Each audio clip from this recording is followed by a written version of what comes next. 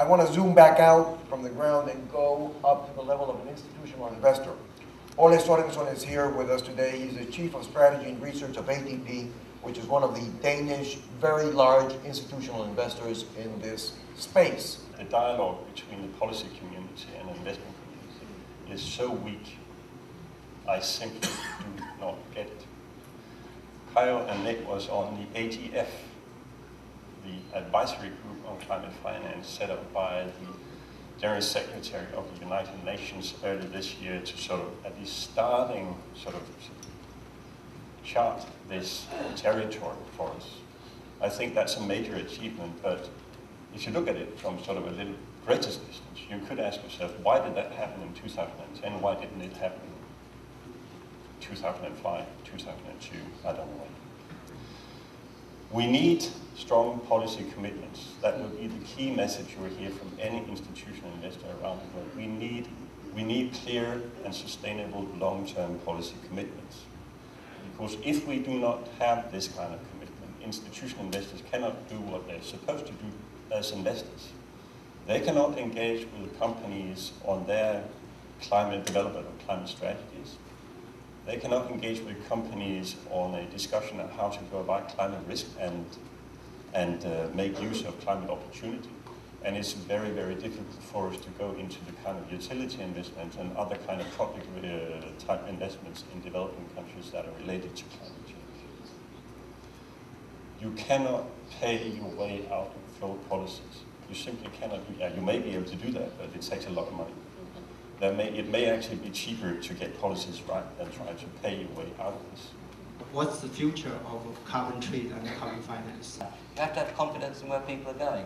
The European Declaration for 20% reduction 1919 to 2020 is, I think, credible. I'd like it to be a bit more credible. I'd like it to be 30%. But these are the kinds of things that we have to look for in building that confidence. One is, I don't think we will see the international agreement. It would be very good. We have actually a working group in the UK thinking about, couldn't we as business community go ahead and simply shadow price carbon? Shell is doing that in some respects. 25 is too low.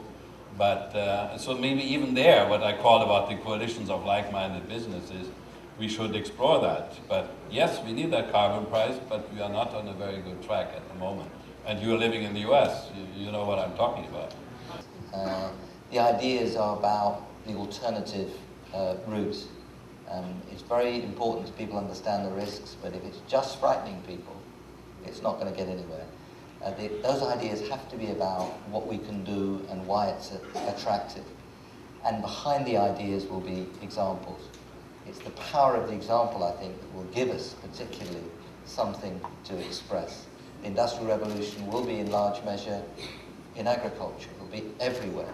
And we have to be able to show to people what's going on. University teachers like myself have a job to do. Particularly journalists have a job to do. Thank you for the presentations.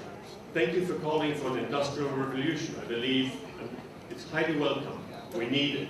But I'm missing one element. We do not only need an industrial revolution. We need a revolution in people's minds. We need people to accept the possibility that we go through another revolution. And there are elements in our society that need to support this process, I believe. We have come from a guilt and sin-oriented society, and the churches have played a tremendous role in this. And we need to be based on creativity. We need to employ the engagement of all the people that can participate in this revolution. And that is the majority. The main investment we have to do is not financial, I believe. It is human. How do you want to motivate humans to participate, to believe that this is a future-oriented process? Thank you. We cannot wait for governments to move on this. We are moving forward. We are going to invest $1 billion in countries around the world that have proactive environmental standards. Where are you investing and how are you going about it?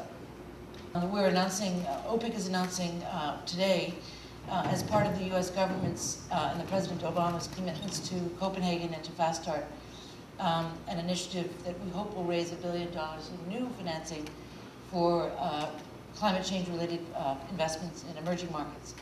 And specifically, next week on December 15th, we'll be doing a global call for proposals for equity funds interested in investing in the sector climate change-related finance, meaning all kinds of renewable energy, wind, solar, geothermal, waste energy, that's for you, as well as the infrastructure for other kinds of natural resources like water, agriculture, land, etc. OPIC itself will put in at least 300, we hope more, $1 million to support the equity funds that compete successfully in this. And we think this is a very exciting thing. It will be the largest commitment that OPIC has made in the sector to date, and it will be one of the largest initiatives that the U.S. government has put forth to support climate change mitigation in emerging markets to date too. Social security reform, China, as you said, doesn't overpromise, it overperforms. But I truly believe that with this Leadership Now 12-year plan, and the way you do it in other fora, I was involved when we created the G20 among finance ministers, but China very much understood, but the systemic significance comes systemic responsibility. That China will also take the next step now beyond the admirable progress back home of leading internationally in its very wise and long-term way. The world needs that, and China will look good. MRV, for example, I understand China is now more amenable because you will look much better than the Americans and others when these things are measured. Again, as a personal impression and being close to the dialogue that takes place in the party and in China, I hope this next step will come with the next leadership change. I think we've shifted in the business community, in the finance community, we talk about opportunity. We see the size of this, multi-trillion-dollar market, as Richard Branson talked about yesterday. But it's very difficult to frame the question of opportunity when you're talking in developing countries with people who feel that they have not been at the table, that they've had no stake in how they ended up where they are, and for whom this is a debate about existence. It's about the way in which their families are going to survive, and it's the way in which they can even have an aspiration for their kids and for their kids' kids. And so I think that in the past, the language of risk was off-putting to business. The sort of public policy language didn't allow the private sector. The private sector's taken the debate, talked about opportunity, but now that opportunity sticks in the claw, really, of those who still feel that they're not really at the table and don't have a stake in the future. I think language gets in the way, and especially at the international level. And so it's at the national level, it's at the community level where you start seeing people starting to build, a shared vision of the future. For political leaders, then I think it's how do you imagine what the future looks like? And I think some of the work that actually happened before Copenhagen and after Copenhagen, helping political leaders imagine what a decarbonised economy looks like in their country in the next 20 years. That is not an easy thing to do.